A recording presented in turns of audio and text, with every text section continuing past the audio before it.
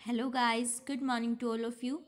Value of taxable supply को discuss कर रहे थे हम, जहाँ पर हम लोग पहले 6 रूल्स की बात कर चुके थे। आज हम 7th रूल यानी रूल नंबर 33 को डिस्कस करेंगे। GST value of supply determination rules की बात हम कर रहे थे कि अगर आपकी वैल्यू ट्रांजैक्शन वैल्यू के अकॉर्डिंग सप्लाई की वैल्यू डिसाइड नहीं हो पाती है तो उस केस में हमें क्या करना है। जो आपके ये रूल्स हैं 2017 में बने हुए GST determination of value of supply rules 2017, इनको हमें कंसीडर करना होता है। 6 रूल्स हम डिस्कस कर चुके थे। 7th रूल है आज हमारा, value of supply of services in case of pure agent. यानी जो प्योर एजेंट आपको सर्विस देगा उनके रिगार्डिंग वैल्यू ऑफ सप्लाई कैसे कंसीडर करेंगे। तो पहले समझते हैं इस प्योर एजेंट को कि ये प्योर एजेंट क्या है। तो देखो, प्योर एजेंट का मतलब है एक ऐसा पर्सन जो क्या करेगा, रिसिप्टेंट ऑफ सप्लाई के साथ, यानी जिसको सप्लाई दी जा रही है उसके साथ एक कॉन्ट्रैक्ट करेगा कि वो क्या कर रहा है, उसके खर्चों को करने के लिए एक प्योर एजेंट का काम कर रहा है। मुझे पता है समझ नहीं आया होगा। देखो क्या होता है, एक होता है आपका प्योर एजेंट जिसको हम बोलेंगे यहाँ पर सप्लायर, जिसको ये सर्विस प्रोवाइड करेगा वो होगा हमारा रेसिपिएंट, और एक होगी आपकी थर्ड पार्टी। पहले मैं एग्जांपल से ही जा रही हूँ। मान लो कि ये आपका प्योर एजेंट है, इसको एक पर्सन है, आपने जिसको क्या किया हुआ है, अपॉइंट किया है कि वो आपकी कंपनी के रजिस्ट्रेशन से रिलेटेड सारे काम को पूरा करेगा। यानी आपकी कंपनी को रजिस्टर करवाने के लिए आपने एक पर्सन को अपॉइंट किया है, और वो पर्सन क्या कहता है कि अब आपके बिहाफ पे वो सारे काम करेगा। तो इसका मतलब रजिस्ट्रार ऑफिस में भी वो जाएगा, रजिस्ट्रार को फीस जो देनी होगी कंपनी के लिए, इनकॉर्पोरेशन के लिए, वो भी वो देगा। तो यानी सारे काम ये कर रहा है। कुछ सर्विसेज तो हमने इसको रजिस्ट्रेशन करवाने के लिए दी होगी, जो हम इसको पैसा देंगे वो एक अलग चीज़ है। इसके अलावा कुछ पैसा जो इसने रजिस्ट्रार को दिया होगा आपकी कंपनी को रजिस्टर करवाने के लिए, वो क्या करेगा, वो आपसे ले लेगा। आपने रिसिपिएंट ने इसे अपॉइंट किया है, वो पैसा वो एज इट इज़ ले लेगा कि मान लो 3,000 रुपये उसने अपनी सर्विसेज के चार्ज किए, यानी आपकी कंपनी को रजिस्टर करवाने का वो काम कर रहा है, उसके लिए वो 3,000 रुपये ले रहा है। लेकिन उसने कुछ एक्सपेंसेस आपके बिहाफ पे किए हैं कि रजिस्ट्रार को फीस दी है, उसकी वो क्या मांगेगा, रिम्बर्समेंट मांगेगा। मान लो 400 रुपये उसके लग गए, वो उसने रिम्बर्समेंट के लिए मांग लिए। तो इन 400 रुपये की हम बात कर रहे हैं कि प्योर एजेंट क्या कर रहा है। अगर वो क्या कर लेता है, यानी जो सप्लायर है, अगर वो रिसिप्टेंट के साथ एक कॉन्ट्रेक्चुअल एग्रीमेंट में आ जाता है कि वो क्या करने वाला है, उसके लिए प्योर एजेंट का काम करने वाला है। यानी वो क्या करेगा, उसके बिहाफ पर एक्सपेंडिचर करेगा और उन एक्सपेंडिचर को क्या कर लेगा, उससे रिम्बर्स कर लेगा एज इट इज़। बढ़ाकर नहीं करेगा कि रजिस्ट्रार ने 400 लिए हैं और वो 500 ले लेता है, फिर तो उसका उसमें कमीशन हो गया, फिर हम उसे प्योर एजेंट नहीं मानेंगे। प्योर एजेंट का मतलब है कि उसने एक एग्रीमेंट किया है सप्लाई के रिसिप्टेंट के साथ कि वो क्या करेगा, उसके बिहाफ पर बिजनेस में हो रहे, यानी जो भी उससे वो पर्टिकुलर काम करवा रहा है उसमें हो रहे एक्सपेंडिचर को करेगा। उसकी कोई इंटेंशन नहीं होगी यहाँ पर किसी भी गुड्स सर्विसेज या किसी भी चीज़ को यहाँ पर लेने की। वो सिर्फ क्या कर रहा होगा, एक प्योर एजेंट की तरह काम कर रहा होगा। उसका उस पर्टिकुलर अमाउंट में कोई भी इंटरेस्ट नहीं होगा, यानी 400 रुपये में उसका कुछ भी नहीं होगा। वो डायरेक्ट सिर्फ वो क्या करेगा, हैंड ओवर करेगा रिसिप्टेंट से लेके थर्ड पार्टी को, यानी आपके रजिस्ट्रार को। ना ही वो इनका कुछ यूज़ कर सकता है, ना ही अपने बेनिफिट के लिए वो इन्हें रख सकता है, ना ही इसमें अपना कोई पैसा ऐड कर सकता है। और अगर इसके लिए सेपरेटली एग्रीमेंट भी था तो उस केस में माना जाएगा कि जो सप्लायर है वो as a pure agent work कर रहा था।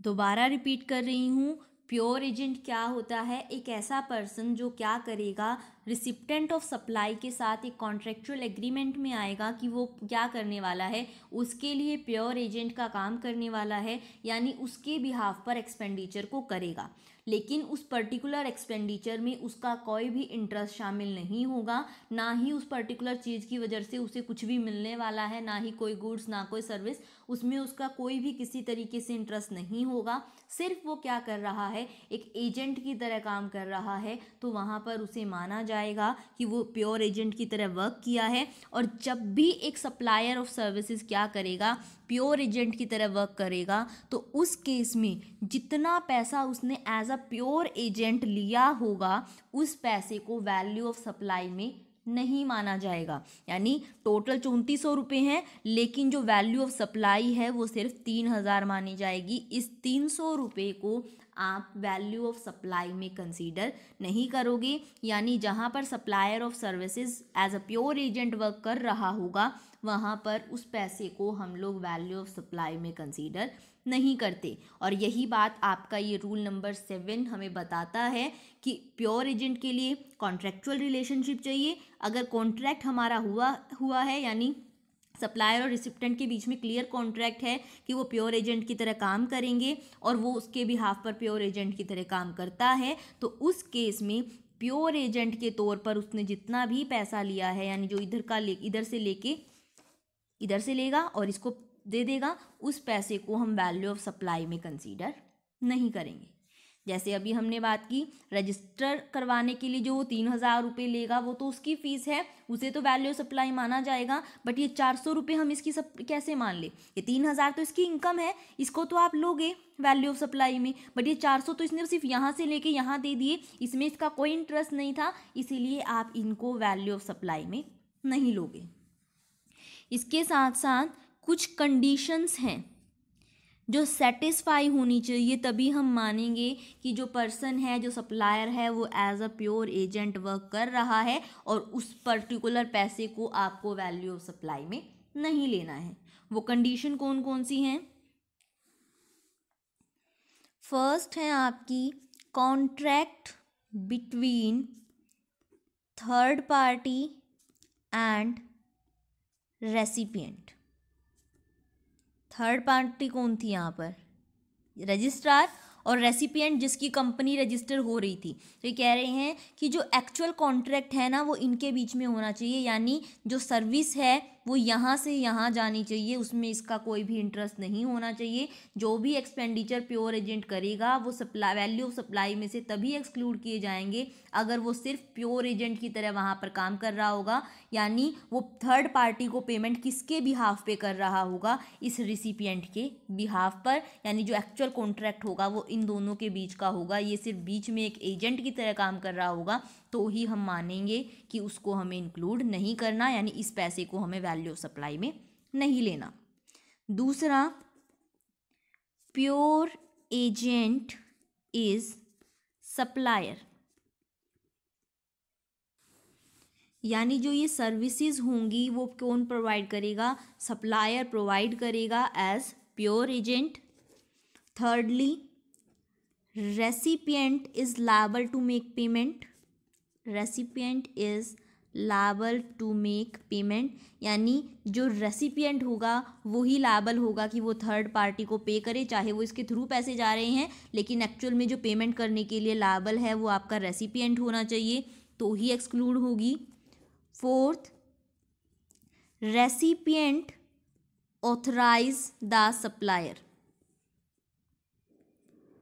यानी सप्लायर अपनी मर्जी से कोई भी पेमेंट नहीं कर सकता, रेसिपिएंट ने उसको ऑथराइज किया होना चाहिए कि वो उसके बिहाफ पर खर्चे कर सकता है, बाद में वो उसे दे देगा, तो ही क्या माना जाएगा? वो प्योर एजेंट माना जाएगा। वैसे भी हमने बोला दोनों के बीच में कॉन्ट्रैक्ट होना चाहिए कि वो उसके प्योर एजेंट की तरह वर्क कर सकता है।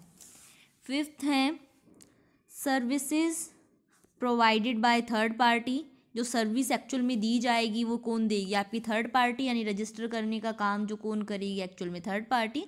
रजिस्टर वैसे तो सिर्फ एक एग्जांपल है, फिर भी समझाने के लिए बोल रही हूँ कि सर्विस प्रोवाइड कौन करेगी एक्चुअल में? आपकी थर्ड पार्टी कर रही होगी। नेक्स्ट है आपका payment indicated separately in the invoice, यानी जो बिल बनेगा उसमें ये अमाउंट अलग से मेंशन होनी चाहिए। अलग से मेंशन होने का क्या मतलब है कि आपका जो बिल बनेगा ना उसमें आप ये नहीं लिख सकते डायरेक्ट कि 3400 रुपये हैं और फिर बाद में आपस में बता दो कि इसमें से 400 प्योर एजेंट वाले हैं। अलग से लिखना पड़ेगा कि सप्लायर की सर्विसेज के 3000 हैं, 400 रुपये प्योर एजेंट वाले हैं और टोटल 3400 है, तो ही क्या मिलेगी आपको इसके ऊपर इसको वैल्यू ऑफ सप्लाई से एक्सक्लूड करने की परमिशन मिलेगी। यानी जो पेमेंट है वो बिल में अलग से मेंशन होनी चाहिए। नेक्स्ट है कि ये जो पैसा है सप्लायर रिकवर करेगा फ्रॉम रेसिपिएंट। यहाँ लिख रही हूँ ताकि एग्जाम्पल से समझ सको कि आपका जो ये पैसा है 400 रुपये उसको सप्लायर रिकवर किससे करेगा, रेसिपिएंट से। यानी एक बार तो प्योर एजेंट की तरह काम करते हुए वो रजिस्ट्रार को पेमेंट कर देगा 400 रुपये की, और एक्चुअल में वो 400 रुपये बाद में कहाँ से रिकवर करेगा, आपके रिसिपिएंट ऑफ सप्लाई से। यानी सप्लायर जो है ये सारा पैसा रिसिपिएंट ऑफ सप्लाई से रिकवर कर लेता है। एंड लास्ट है in addition to supply on own account, यानी जो इस सप्लायर ने सर्विसेज अपने बिहाफ पर दी हैं उनके एडिशन में ये सर्विस दी हुई होगी। यानी कुछ ऐसा काम होगा जो क्या होगा, उसकी खुद की सर्विस के एडिशन में होगा, यानी खुद भी वो कोई सर्विस दे रहा होगा और उसके एडिशन में उसने ये काम किया होगा, तो ही हम मानेंगे कि जो वैल्यू ऑफ सप्लाई है वो जो उसने पेमेंट की है वो एज अ प्योर एजेंट की है, और जो वैल्यू ऑफ सप्लाई है उसमें ये अमाउंट इंक्लूड नहीं होगी। रिपीट कर रही हूँ, जब भी कोई किसी के प्योर एजेंट की तरह काम करेगा तो उस केस में जो पैसा उसने एज अ प्योर एजेंट खर्च किया होगा वो वैल्यू ऑफ सप्लाई में इंक्लूड नहीं होगा, अगर ये सारी की सारी कंडीशन सेटिस्फाई हो जाती हैं। यही था आपका रूल नंबर 33। फिर है आपका रूल नंबर 34 यानी रूल नंबर 8। रूल नंबर 8 हमें बताता है rate of exchange of currency other than Indian rupee. देखो वैसे तो हम करेंसी की बात यहाँ पर कर चुके हैं, सिर्फ रूल 8 हमें क्या बताता है कि अगर क्या है इंडियन रूपी से अलग कोई और करेंसी है तो उस केस में हमने बोला था उनको हम इंडियन रूपी में चेंज करके देखते हैं, फिर जो दोनों में से कम होते हैं इंडियन रूपी में उसको हम कंसीडर करते हैं as a value of supply, यानी उसका ट्रीटमेंट होता है हमारा सारा कि जो कम आए उसका फिर 1% हम ले लेते हैं। तो ये कह रहे हैं कि उसमें जो रेट ऑफ एक्सचेंज है वो आप कैसे डिटरमाइन करोगे, सिर्फ रूल 8 हमें ये बताता है कि जो रेट ऑफ एक्सचेंज होगी वो कौन सी होगी, आरबीआई जो डिटरमाइन करेगा वो होगी। वैसे ये बात हमने वहाँ पर भी कर ली थी कि जो आरबीआई की डिटरमाइंड रेट होंगी उनके अकॉर्डिंग आप दोनों ही करेंसी को चेंज करोगे और दोनों में से जो लेस होगी उसका 1% लोगे as a value of supply. सिर्फ रूल 8 इसी बात को बताता है कि जो वो रेट ऑफ एक्सचेंज है वो कौन सी होगी, ऑलवेज वो होगी जो आपकी आरबीआई डिटरमाइन करेगी, चाहे वो गुड्स हों चाहे वो सर्विसेज की बात कर रहे हो। यानी किसी भी तरीके से जो रेट ऑफ एक्सचेंज हो गया करेंसी का किसी भी काम के लिए, अगर आप करेंसी का जहाँ पर यूज़ हो रहा है तो उस करेंसी को एक्सचेंज करने के लिए आप आरबीआई की रेट को यूज़ करोगे। फिर है आपका rule number 35 value of supply inclusive of taxes. यानी अगर क्या है हम क्या करते हैं, मान लो हमारे पास जो वैल्यू ऑफ सप्लाई आई है से 20,000, तो उसके ऊपर हम डायरेक्ट क्या कर देते हैं, टैक्स रेट अगर मैंने 18% मान ली तो हम डायरेक्ट 18% कर देते हैं। अब ये क्या कह रहे हैं कि अगर आपके पास जो वैल्यू ऑफ सप्लाई है अगर उसमें टैक्स पहले से इंक्लूड है, यानी मैं आपको कह दूं कि 20,000 रुपये टैक्स को इंक्लूड करके है, तो उस केस में आपको इसमें 20,000 में कितना टैक्स है ये कैसे निकालोगे, तो जैसे हमारी आफ्टर चार्जिंग वाली कंसेप्ट होती है, यानी value of supply value of supply multiply rate of tax divided by में 100 प्लस रेट ऑफ टैक्स।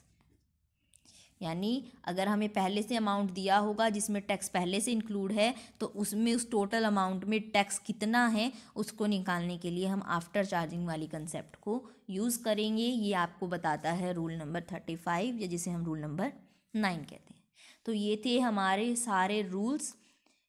एक आपको अगर याद हो, जब हमने चैप्टर स्टार्ट किया था हमने बोला था एक होती हैं ट्रांजैक्शन वैल्यू के अकॉर्डिंग डिसाइड होती हैं, जो अगर ट्रांजैक्शन वैल्यू के अकॉर्डिंग डिसाइड नहीं हो पाती है तो हम GST determination rules value of supply determination rule 2017 को फॉलो करते हैं। इससे अलावा भी एक तीसरा केस था स्पेसिफाइड सप्लाईज का। एक सेकेंड, अभी वो पेज पता नहीं कहाँ होगा, इसलिए मैं आपको बुक में दिखा रही हूँ कि वैल्यू ऑफ सप्लाई जो सेक्शन 15 था ट्रांजैक्शन वैल्यू के अकॉर्डिंग डिटरमाइन होते हैं। तो हमने बात की ट्रांजैक्शन वैल्यू को लोगे, उसमें कुछ कंपल्सरी इंक्लूजन थे आपके सब्सिडी वगैरह, फिर उसमें से एक्सक्लूड हमने डिस्काउंट किया था। अगर ट्रांजैक्शन वैल्यू डिटरमाइन नहीं कर पाती है तो हम किसके बेस पे लेते हैं, GST determination of value of supply rules 2017 apply होते हैं। एक थर्ड केस था values in case of specified supply section 15 sub section 5, इसकी बात कर रही हूँ मैं। तो ये रूल आपका क्या कहता है कि अगर गवर्नमेंट चाहे तो किसी भी सर्विस को नोटिफाई अलग से कर सकती है, और जिस भी सर्विस को गवर्नमेंट नोटिफाई करेगी, जिस भी सप्लाई को गवर्नमेंट नोटिफाई करेगी, उसके केस में आप वैल्यू ऑफ टैक्सेबल सप्लाई कैसे निकालोगे, उस अकॉर्डिंग निकालोगे जैसे भी आपकी गवर्नमेंट बताएगी।